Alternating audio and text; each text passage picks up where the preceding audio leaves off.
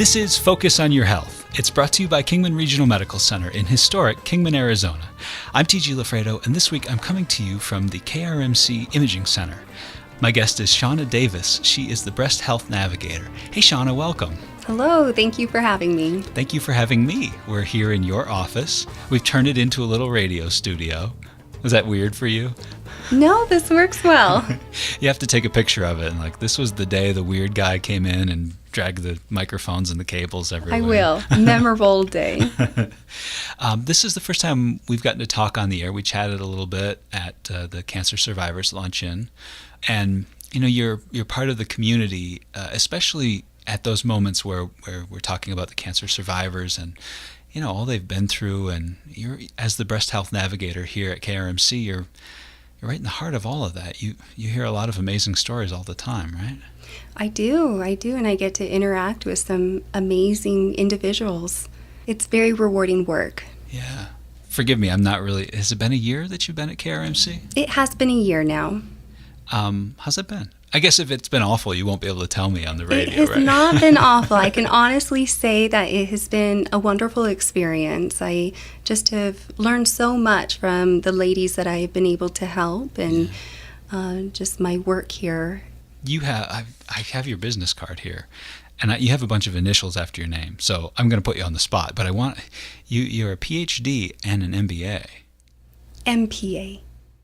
I should have brought my glasses today. No, that's okay. What is MPA, Master's in Public Administration. Oh, okay. And then the PhD, that's okay. That's okay. The PhD is in Public Affairs, emphasis in social policy. Yeah. Were you thinking about being a politician or something?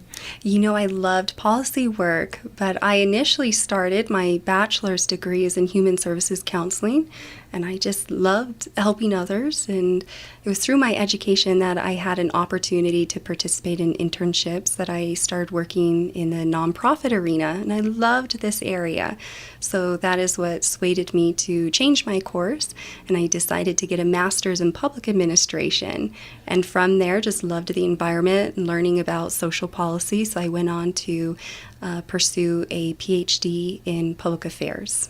You mentioned the nonprofit aspect of the hospital and the work here, and I've had several providers tell me over the years, they've worked in more for-profit settings, and they notice a real difference in the feel and the attitude and the way that just things work here. Yes, I would agree. I love the nonprofit setting, especially being a nonprofit hospital, how we're able to give back. And one of the benefits of this is it makes my job easier because when I am here to help patients, and one of the barriers is financial difficulties, then we have several programs that can help. And KRMC itself has their own program, financial aid program to help patients. So, and I guess I jumped ahead a little bit. We should back up and just say, who is the Breast Health Navigator? What is the job that you do here? You're in the imaging center. I know you end up, speaking with a lot of patients. I'm not really sure exactly what all you have to do, though. And that is a good question because you are not alone. A lot of people ask me, well, what is a breast health navigator? And really my role is twofold. It's first advocacy work, and secondly, it's outreach, educating our community members on the importance of getting yearly screening mammograms and general breast health. Do a lot of medical facilities now have a breast health navigator, or is this still kind of a new role? The position of a breast health navigator is one that is growing in popularity because facilities are noticing the need and the importance of having someone there to really support their patients and ensure that they are being able to navigate through the healthcare system, which can be quite cumbersome. Yeah. Terry Williams over in KRMC Public Relations tells the story about how, she was part of getting the first breast health navigator we had here at KRMC, and just because she had learned about the position and she thought this would be really good, this would be really helpful for us to have. And a very short time later, she got her own breast cancer diagnosis.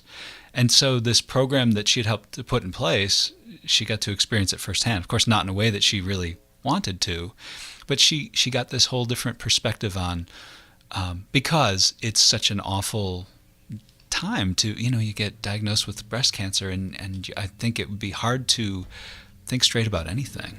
Exactly. And, it goes to show the passion of Terry herself, and that she noticed a need here and she went and made it happen. And so this position was created, and how fortunate we are that we have a position like this in a smaller town to help our women and men who are going through the process. But also, and Terry herself has said, one of the greatest things about this position is when she was diagnosed and she contacted, or rather the Navigator contacted her, she needed that extra support and assistance at that time. And the Navigator was able to schedule those appointments for her, guide her through the next steps, and how important that was for her when she just really couldn't take the time to think as far as what to do next. And the Navigator was there to step in and help her. And so when a patient comes to you, how does that, so the patient has just gotten a diagnosis of cancer, right? And then or how does it work? Well, I actually step into the picture before they have that diagnosis of breast cancer. Yeah. So if a patient, for example, comes for a screening mammogram and is called back for additional diagnostic testing, so there was something that was seen on their images, that is when I come into the picture.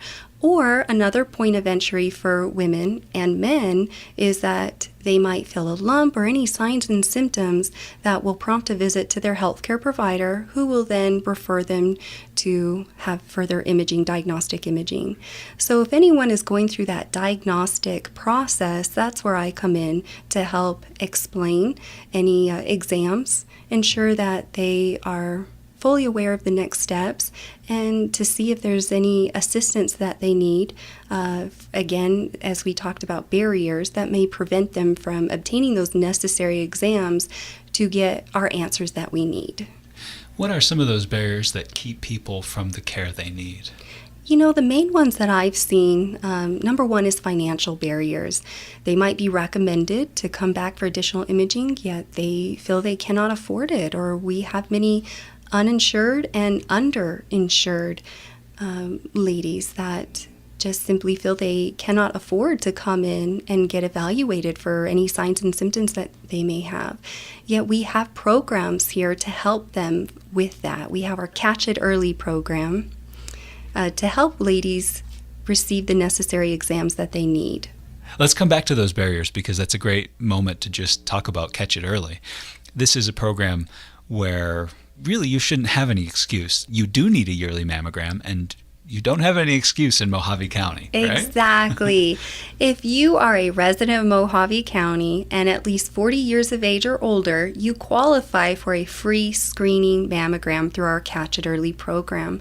And how this works is you just simply need to call our scheduling line and they will get you an appointment. Now, if you are uninsured, they'll schedule you for our one Saturday a month, where we will also have representatives from other programs there to see if you qualify for additional financial aid programs. And I have that number handy to call for your screening, right? Your mammogram. And that number is 928-692-2727. That's 692-2727. So you call and you say, I'm uninsured or underinsured. I heard about this. I want to come in for my mammogram. And that's it. And actually, it's all women. So even if you're insured and not even considered underinsured, if you have any out-of-pocket costs, and as long as you're a resident of Mojave County and at least 40 years of age or older, our Catch It Early program will automatically cover any remaining balance. So your screening mammogram is free.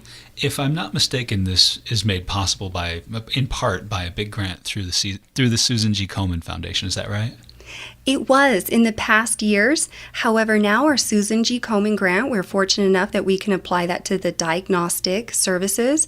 And because through the generosity of community members, we still have Catch It Early funds available to continue that program to offer free screening mammograms. Wow. So, but is this the sort of thing that happens in very many communities around the country? It is uncommon, and especially in a smaller town, that we're able to offer free screening mammograms. We're very fortunate because that is how we're able to bring ladies in that feel that they just simply cannot afford it. So again, no excuses. Get in there and get your mammogram, right? And once you reach 40, you're supposed to get a yearly mammogram, correct? Yearly screening mammograms are recommended starting at age 40 for women who are at average risk. Now, this is important, is for one to know your risk. You're considered at high risk if you have a first-degree relative, if you have a mother or a sister who has been diagnosed with breast cancer, then it's recommended that you talk with your healthcare physician and explain this family history to them. If you're at high risk, your healthcare physician will help determine when you should start screening mammograms. So if you're at average risk, you do not have that family history, then yes, 40 years of age or older, yearly screening mammograms. But if you're at high risk, you need to speak with your healthcare provider to determine when it is best to start screening mammograms.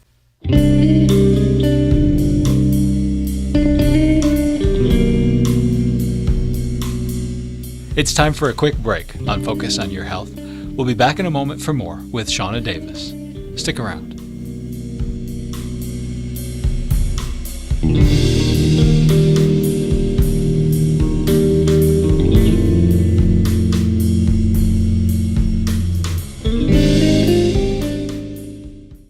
Support for the Arizona Community Radio Network is provided by Kingman Regional Medical Center. Modern medicine is changing what it means to receive a diagnosis of cancer. Dr. Edgardo Rivera and the team at the KRMC Cancer Center stay on the cutting edge of research and innovation, including the use of immunomodulators, or immunotherapy.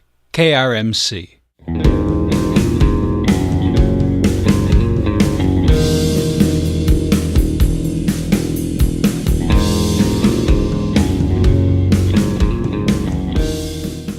Welcome back to Focus on Your Health. I'm TG LaFredo, and this week I'm speaking with Shauna Davis. She's the Breast Health Navigator at KRMC. We were talking about the Catch It Early program, and we got into that line of thought because we were talking about some of the barriers, the common barriers that keep people from, in this case, women, right, from the care they need, from coming out and getting their yearly mammograms. You mentioned that there are 3. So we talked about finances. Of course, that's the barrier to everything in our world. Right. What are some of the other excuses or barriers that you see often? Well, another prominent one would be fear. If ladies are scared of knowing if they have breast cancer, they try to avoid having a screening mammogram because at this point they don't want to know. And this is where I can talk to them and educate them on the importance of getting a screening mammogram, because we want to catch breast cancer early when it's most treatable and the survival rates are highest.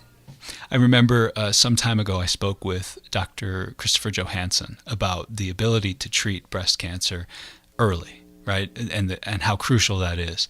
This is what he had to say about it. That's amazingly important. The benefit from mammography and just in general from breast exams, anything like that, all comes from the fact that smaller breast cancers are easier to treat, they're cheaper to treat, and we have better success rates. So for instance, if you have a stage 0 breast cancer, something called ductal carcinoma in situ, it's basically the precursor to an invasive breast cancer, and you treat that effectively, you'll have a cure rate that is incredibly high. The life expectancy of that person will be as close to unaffected as any doctor will ever say. Unfortunately, if you have a stage 4 breast cancer, a cancer that's already starting to spread outside of the axilla, the armpits, and the breast, that cure rate drops essentially to 0. Wow. At that point, you can use all sorts of really intense techniques like chemotherapy to fight a rear guard battle. And then everything in between those two falls somewhere in the middle. You have to use some of these advanced techniques. It takes longer to fight, and we don't do quite as well. So the earlier that you can find breast cancer, the better off you are in basically every way we can measure. Mammography's big advantage is that it can find things when they're particularly small, before you can feel them on exam, before you can see a difference in the breast. It can find things that are very amenable to treatment. Some cancers will grow much faster than others. You'll not go to sleep one night with no cancer and wake up with stage 4, but some cancers can go very quickly. They can go from a point where literally the first physical symptom is a stage 4 breast cancer. Wow. It's unusual to have someone who's being screened yearly with mammography get to that point, but not impossible. Right. It's important that we don't oversell mammography. It's an incredibly useful technique, but it's not a silver bullet that will catch every breast cancer and eliminate morbidity and mortality from breast cancer. But it is, without a doubt, the best tool we have and the most effective tool we have to make sure that as many women survive breast cancer as possible. For the typical woman who doesn't have some sort of unusual genetic syndrome or incredibly strong family history, the absolute best thing you can do to avoid dying from breast cancer is get a yearly mammogram. Do you ever have somebody call you up and say, hey, my sister won't come in? I want you to employ some strong arm tactics. I want you to grab her or something like that. Do you ever have to intervene? I have Really? had some ladies tell me, I have a sister or a friend, and they just simply will not come in. And one thing is, yes, we can educate them and make sure they have that knowledge, but ultimately it is their choice. So we're here for them and we'll help them however we can, but it is their choice. This is part of that outreach you were talking about earlier, where I know you do a lot of public appearances. You have, in October, you guys have a ton of events that you're at, and you're kind of out there spreading the good word about how important this is. Yes, we want our community members to know the prevalence of breast cancer and the importance of getting their yearly screening mammograms. According to the American Cancer Society, it is estimated that over 250,000 new cases of invasive breast cancers will be diagnosed in women in the United States in 2017. And of these, it's estimated that 40,000 women will die of breast cancer. So we want our community members to know that it is prevalent, but by getting their yearly screening mammogram, we can reduce these numbers. Right. And also the outlier there is that there are some men who get breast cancer. Yes, that is correct. So it's important that men are aware of what's normal for them, and if they feel any lumps, that they see their doctor and they get the diagnostic testing to get the answers that we need. That third common barrier to access that you see is simply being unfamiliar with the screening guidelines, not knowing that it's recommended to come in yearly. I know that there's always a call for volunteers here, and especially for people who are going through cancer treatments. For people who want to get involved, what do they need to know? There are several ways that they can get involved. The first is to know your risk and make sure that you get your own screening mammogram. Secondly, we have family and friends and loved ones. Spread the word. Don't be afraid to ask, did you get your screening mammogram? We also have a lending library where we take donations. So if you have any books on breast cancer, feel free to donate them. These books are made available to our ladies who are diagnosed. Oftentimes what I found is that the women were spending a lot of money buying books and not knowing which books to buy. And so now we have a lending library that they can check out a book and bring it back and check out as many books as they need to while they're learning about the process and different treatment options. And lastly, they can become a KRMC volunteer where they can help at our outreach fairs and help spread the word to our community members about the importance of yearly screening mammograms. Previously, we have talked about volunteering, and I have the number for KRMC Volunteer Services. I'd like to give that out right now. You want to call Kelly Truver.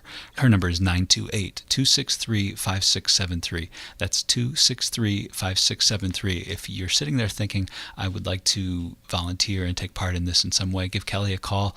They're always looking for good people to help out. And you don't have to have any sort of specialized skills or training. They will help you to fill the role that, really helps here in your community. So there's that. I wanted to share that. And we would be remiss if we didn't talk about some of the signs and symptoms. What do people need to know? When talking about signs and symptoms, the most important thing to keep in mind is knowing what's normal for you. And if anything is out of the usual, then this would prompt an appointment with your healthcare provider. For example, if there's any lumps, swelling, warmth, redness, dimpling of the skin, any sores, again, anything that isn't normal for you, go see your doctor about it. Shauna, I can't help but feel that this has got to be a very challenging job, dealing with people, trying to help them through a very difficult time in their lives. to me, it seems like it might be just exhausting. You know, you're not the first person to have said that to me, or other people have said, you know, I couldn't do your job, but I love my job because I love the people that I meet, the women that I'm able to help, and the men. I have learned so many lessons about life through these ladies. There are women who are diagnosed and going through some of the most difficult times in their life, and yet they think to take the time and write a thank you note to our doctors and the staff here.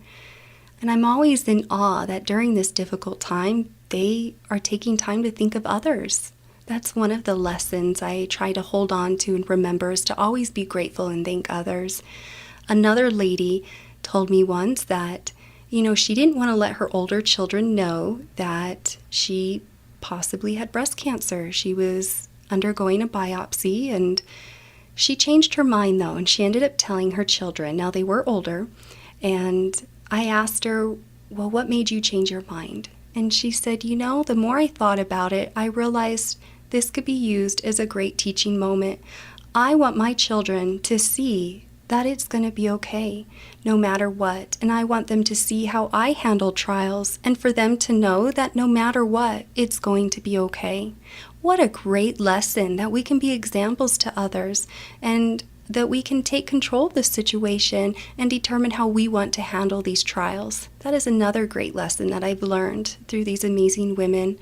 Another amazing woman that I had the opportunity to help and support when she received her cancer diagnosis is she told me the first thing that she wanted to do is to spend time with her daughters.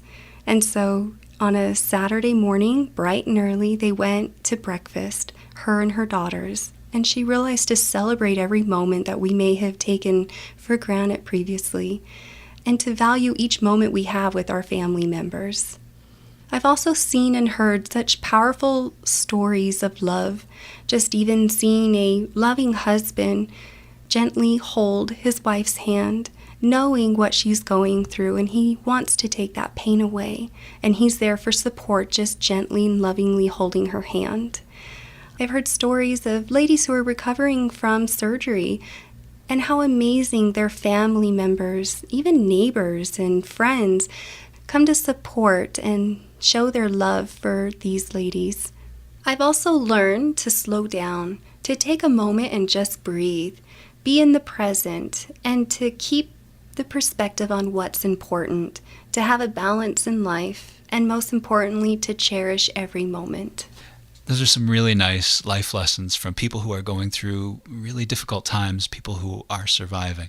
And having said survivor, I've recently become aware that it's the definition of survivor is maybe a point of contention, or there's something more to it. How does one define survivor?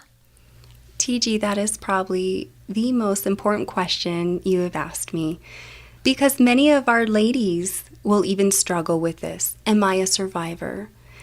The moment you receive your diagnosis of cancer, you are a survivor because you are surviving.